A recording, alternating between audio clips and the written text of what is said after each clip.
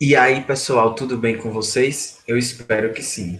Bom, aqui, como vocês já sabem, é o professor Lucas e hoje a gente vai falar um pouquinho sobre os vírus, tá certo? Vamos lá? Bom, os vírus, a origem da sua palavra vem do latim e significa veneno. Claro, isso porque os vírus eles podem causar doenças que podem, inclusive, levar à morte. Como exemplo, aí eu posso trazer o coronavírus que tanto tem afligido os brasileiros. Bom, os vírus, pessoal, eles são estruturas extremamente pequenas e por isso não são vistos a olho nu. Eles chegam a serem menores do que as bactérias e de outras células como um todo, tá? Então, para a visualização dos vírus, é necessário a utilização de aparelhos como microscópios eletrônicos, que chegam a aumentar aí as imagens, a visualização dessas estruturas em até 100 mil vezes, tá certo? Bom, como características gerais, os vírus eles são acelulares, ou seja, não são formados por células. Então, aí, de acordo com a teoria celular, a gente pode inclusive dizer que os vírus eles não são considerados como seres vivos, já que essa teoria define como ser vivo aquele que é formado por células, tá certo? Bom, os vírus eles não possuem metabolismo próprio, não conseguem, só conseguem se reproduzir dentro de células vivas, ou seja, não conseguem se reproduzir fora delas, e por isso eles são considerados parasitas intracelulares obrigatórios. O que é que isso quer dizer, professor? Que eles precisam invadir uma célula hospedeira para então conseguir utilizar do seu metabolismo, né, do metabolismo dessa célula hospedeira, e então também conseguir se reproduzir, ok? Então, parasitas intracelulares obrigatórios, parasitas de dentro da célula, tá certo? Bom, esses vírus, eles podem parasitar os diferentes grupos de seres vivos, desde as bactérias, algas, fungos, plantas e os animais.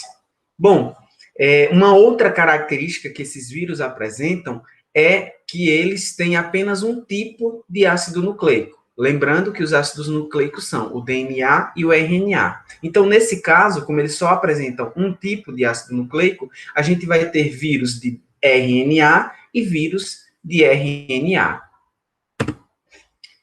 Aí eu falei para vocês, né, que os vírus eles não são formados por células.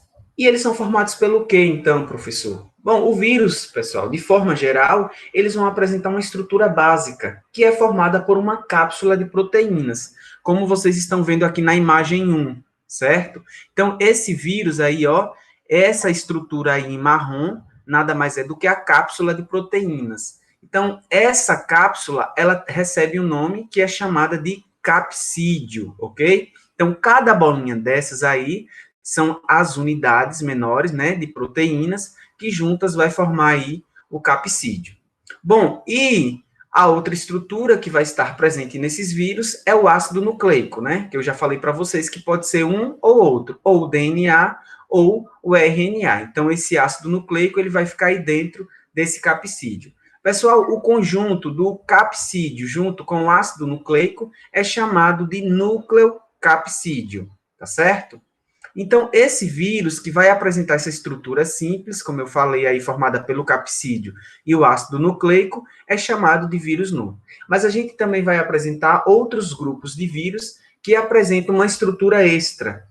Essa estrutura é chamada de envelope, ok? Então, esse envelope ele é formado por uma dupla camada de lipídios que lembra até a membrana plasmática das células, ok? E mergulhado nessa dupla camada de lipídios, vamos encontrar aí outras proteínas aí do vírus. Então, esse vírus que vai apresentar essa estrutura extra, chamada de envelope, é chamado de vírus envelopado, ok?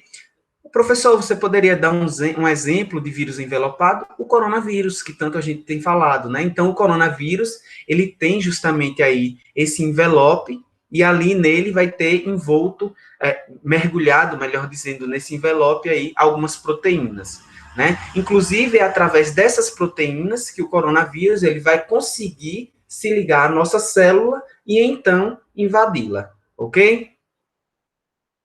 Alguma Dúvida, vocês me perguntam lá no Google Sala de Aula, tá certo?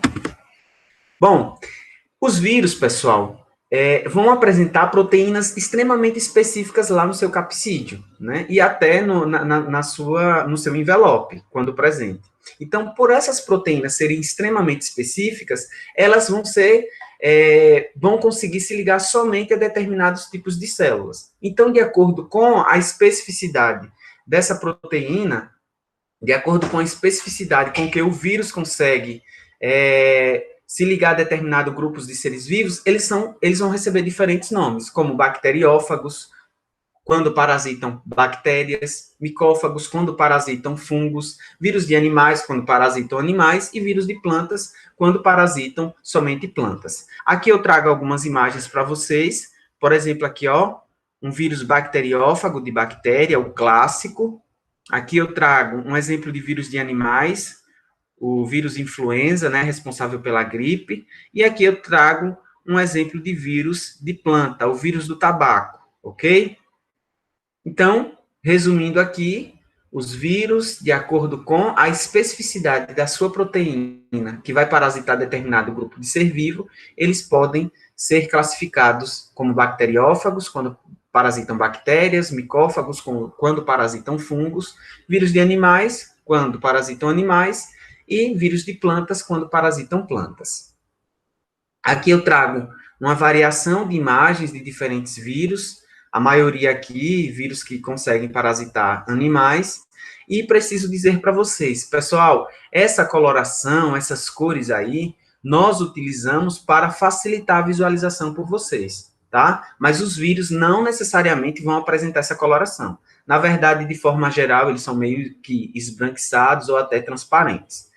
Certo? Então, aqui a gente tem um modelo do HIV, o vírus da hepatite B, do ebola, novamente o de bactéria, vírus da raiva, influenza, adenovírus, papilomavírus, o rotavírus e o último aqui, o vírus da herpes, do herpes simples. Professor, o senhor falou que os vírus eles só conseguem se reproduzir depois de invadir uma célula hospedeira. É isso mesmo, perfeito. Então, agora aqui a gente vai falar um pouquinho sobre a reprodução deles, utilizando como modelo, como exemplo, o vírus de bactéria, o bacteriófago, tá certo? Então, para começo de conversa, aqui eu estou mostrando para vocês, em verde, esse retângulo aí representa a célula da bactéria. Lembrando, a bactéria, ela é unicelular, né? Então, aqui já é a bactéria inteira, formada por uma única célula. E para que o vírus consiga, então, se reproduzir, o primeiro passo é que ele precisa encontrar essa bactéria. O vírus, tendo encontrado a bactéria, opa, beleza. Então, o que é que acontece? Ele vai se fixar essa bactéria, né? Ele vai grudar ali nessa bactéria, se fixa nela, e então vai injetar o seu material genético dentro dela. Lembrando que o vírus ele vai ter ou DNA ou RNA. Então, no caso aqui, vamos dizer que esse vírus ele apresenta DNA. Então, esse vírus aqui de DNA, ele se fixou na bactéria e então ele injeta o seu DNA aqui em vermelho dentro dessa bactéria. A bactéria, que tem aqui esse DNA dela em azul, né, vai receber esse DNA e esse DNA ele vai conseguir se incorporar ao DNA da bactéria. Então, o DNA do vírus ele vai conseguir se misturar com o DNA da bactéria. Então, com o passar do tempo, esse DNA ele vai conseguir se duplicar, vai sofrer os processos lá de duplicação, né, se reproduzir dentro da bactéria. A partir desse DNA, então, vão ser gerados novos vírus dentro dessa estrutura da bactéria, dentro da célula da bactéria, e com o passar do tempo, pessoal, vão ser produzidos tantos vírus que a célula da bactéria não vai aguentar, e ela vai sofrer uma lise celular, ou seja, ela vai literalmente explodir e liberar todos os vírus ali produzidos. Então, esses novos vírus aqui, ó, que estão sendo liberados dessa bactéria, eles vão chegar a encontrar novas bactérias e vai começar tudo de novo, né? De se fixar na bactéria, liberar o material genético dentro dela, injetar o seu material genético e ocorrer todo o resto do processo. Tranquilo? Fechado? Então, aí agora eu deixo com vocês a atividade 1 e a atividade 2 para vocês realizarem agora durante a aula. Até mais, pessoal. Um abraço.